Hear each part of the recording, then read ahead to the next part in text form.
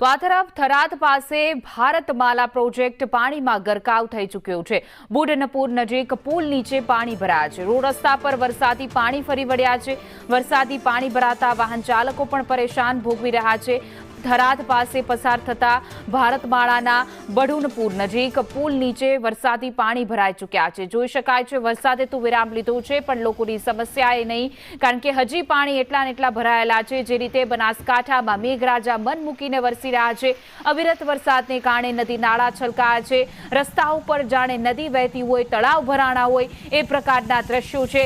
આ પાણીમાંથી વાહન ચાલકો પસાર થવા મજબૂર બન્યા છે। અનેક વાહનો પાણીમાં બંધ પડી રહ્યા છે અને આ બ્રિજ નીચેથી વાહનો પાણીમાંથી પસાર થઈ રહ્યા છે।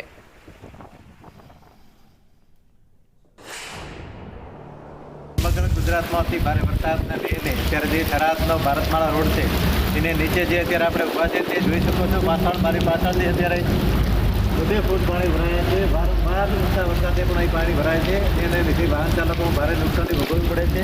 એટલે અત્યારે જે વાહનો છે તે જીવના જોખમે પસાર કરવા પડે છે। અત્યારે સામાન્ય વરસાદને લઈને અત્યારે જે વીજ પુરવઠો છે, તમામ ગ્રામીણ વિસ્તાર છે ત્યાં નેટવર્ક ઇસ્યુ આવી રહ્યો છે, નેટવર્ક પણ ઓછું થઈ ગયું છે।